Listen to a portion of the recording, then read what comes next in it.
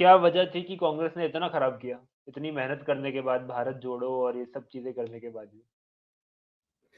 मुझे लग रहा है कि यार ये जो तुम देख रहे हो भारत जोड़ो भी है, ये मतलब एक मुझे लग रहा है एक एलीट कॉन्सेप्ट है थोड़ा-सा। मतलब अ, जो राहुल गांधी तो काम कर रहे हैं, लेकिन ये संस्थागत कांग्रेस के पास संस्था नहीं है। मतलब ग्रास रूट लेवल पे कार्यकर्ता ही नहीं है, मुझे ऐसा लगता है कांग्रेस का, कि जो कांग्रेस के बारे में बता रहा हो। और शिफ्ट इनका कहाँ शिफ्ट हो मुख्य गया फोकस वो? इनके रीजनल पास पार्टीज़ में? एक्चुअली कभी था ही नहीं।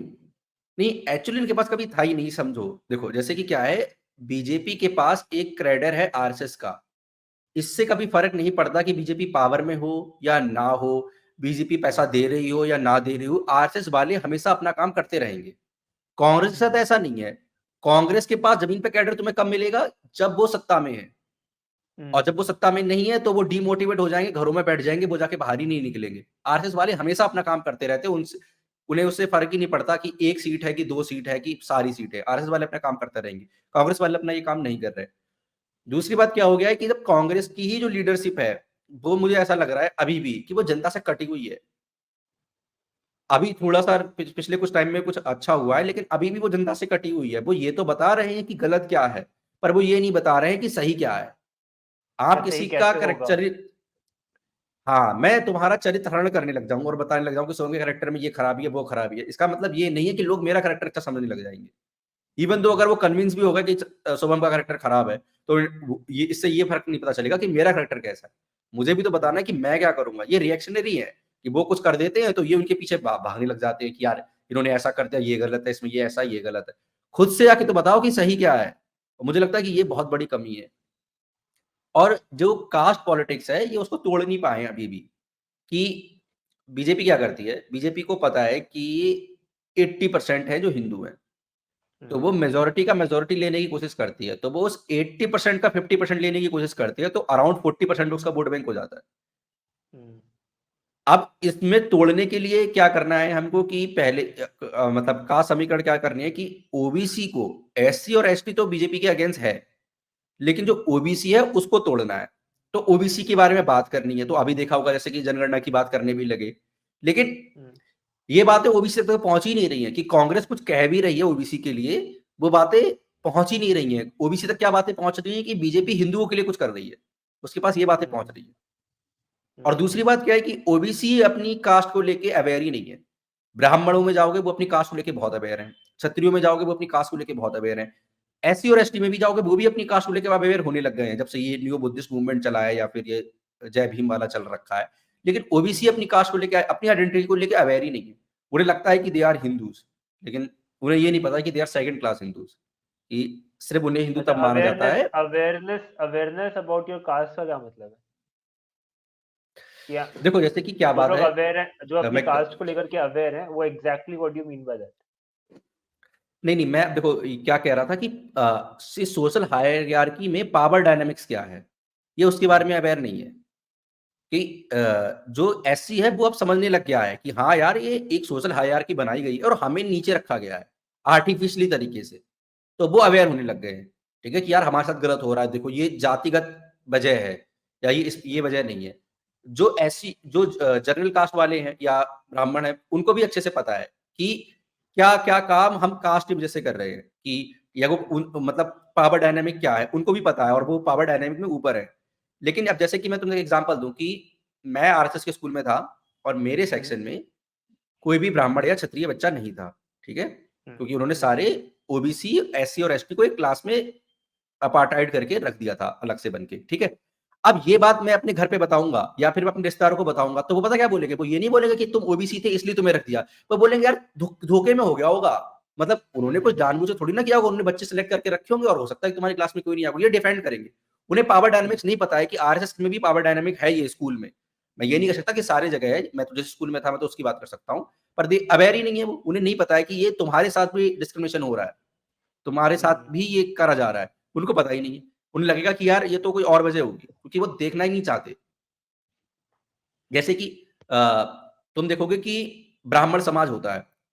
हमारे यहाँ क्या होता है, जब भी 12th के बच्चे पास होते हैं, तो हुँ, ब्राह्मण के जो बच्चे हैं, ब्राह्मण समाज अपना एक वो कराता है और सिर्फ़ उन्हीं लोगों को इनाम देता है जिनके ब्राह्मणों के अच्छे नंबर आए होते हैं, ठीक है?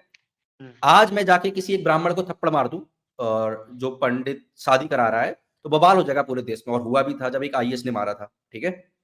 एक ब्राह्मण के थप्पड़ मार दिया, टीप मार दी थी मतलब सर पे से मार दिया था, क्योंकि वो कोविड का मास्क नहीं लगाया हुआ था और जल्दी हट नहीं रहा था। तो पूरे ब्राह्मण समाज में गदर मच गया।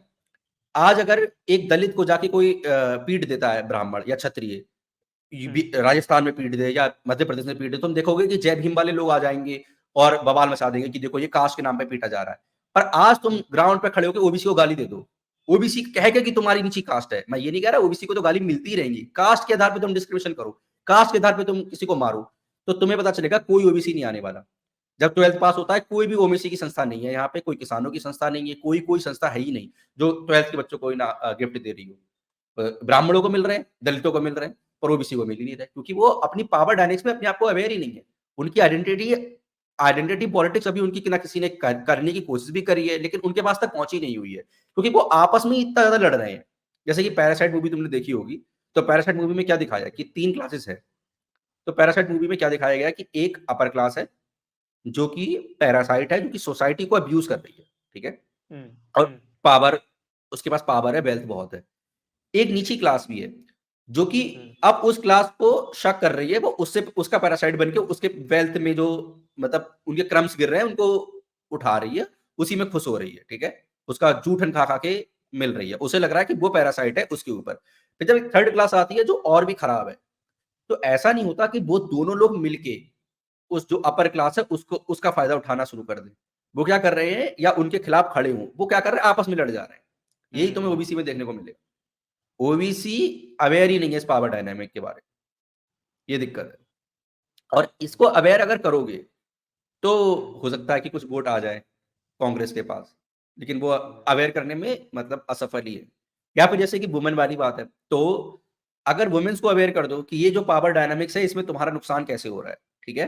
या हुँ, तुम्हारे इश्यूज़ जो हैं, तो अब जैसे कि हुँ, उन्होंने नारा दिया था जब यूपी में चुनाव होने से पहले कि लड़की हूँ, लड़ सकती हूँ, ये हुँ, उनका नारा था। क्या कहते हैं हाँ। क्या नाम है, कांग्रेस की प्रियंका वाड्रा का, ठीक है? ये शायद मुझे इलेक्शन के बाद पता चला था। मुझे भी इलेक्शन के बाद पता चला कि शायद ये उनका नारा था। उन्होंने कोई हुँ, गाना भी बनाया था। ऐसे थोड़ी ना होगा। भाई जब मैं पॉलिटिक्स के बारे में थोड़ा-सा एक्टिवली सर्च भी करता हूँ, तब भी मुझे नहीं पता था। अब जो घर पे गाँव की महिलाएँ हैं, जो ना अखबार पढ़ती है, ना न्यूज़ देखती हैं, वो टीवी देख रही हैं, उन्हें कैसे पता चलेगा? तुमको कुछ तो करना पड़ेगा ना, कि उन तक पहुँचे कि हम तुम्हारे लिए कोई काम कर रहे हैं। पर वो कोई बात ही नहीं हो रही।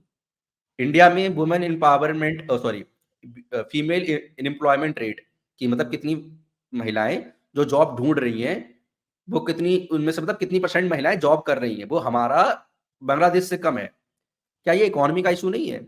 अगर कम फीमेल्स इकोनॉमी में पार्टिसिपेट करेंगी, तो हमारी इकोनॉमी की जीडीपी कम होगी। दूसरी बात क्या हुँ, है कि हमने देखा है कि अगर ₹100 मर्द को मिलते हैं और ₹100 फीमेल को मिलते हैं, एक ही जॉब से, तो परिवार पे असर फीमेल को जब ₹100 मिलते हैं, उससे ज़्यादा पॉज़िटिव होता है। बच्चों बच हमने डायरेक्टली देखा है कि अगर ₹100 हम मेल को दे रहे हैं और ₹100 फीमेल को दे रहे हैं एम्प्लॉयमेंट के द्वारा, तो हुँ, बच्चों के हेल्थ पे, बच्चों की एजुकेशन पे फीमेल से ज़्यादा फ़र्क पड़ता है। यानी अगर फीमेल को ₹100 मिल रहे हैं, तो उसका बड़ा हिस्सा वो बच्चों की एजुकेशन और बच्चों की हेल्थ के लिए खर्च कर रही है। जबकि अगर वही गाँव में ₹100 मर्द को मिल रहे हैं, तो ये नहीं हो रहा। तो ये हमारे एचडीआई का भी इश्यू है। ये हमारी इकोनॉमी का भी इश्यू है, ये एचडीआई का भी इश्यू है और पॉलिटिक्स का इश्यू तो है ही है। मतलब कांग्रेस के लिए इश्यू तो है ही है, पर ये इस बात को उठा ही नहीं रहे। अगर उठा भी रहे हैं, तो ऐसी भाषा में और ऐसे समाज में उठा रहे हैं कि वो जनता तक नहीं पहुँच रहा। अगर वो इसके बारे में एक हुँ, आर्टिकल लिख देंगे द हिंदू में बहुत अच्छा सा कि यार देखो ये फीमेल को अगर पैसे मिलते हैं, तो इसका कितना असर पड़ता है एचडीआई इंडेक्स में। क्या फ़र्क पड़ेगा? हुँ, जनता को क्या हुँ, पता कि एचडीआई इंडेक्स क्या होता है या कौन द हुँ, हिंदू का अखबार पढ़ रहा है। ये बातें सरल भाषाओं में आम जनता तक पहुँचानी है और उसको पहुँचाने में ये बिल्कुल पूरी तरह से असफल रहे। ये बहुत बड़ी दिक्कत है कि वो अपनी पॉलिटिक्स के बारे में लोगों को अवेयर ही नहीं करा पा रहे कि हमारी पॉलिटिक्स क्या है।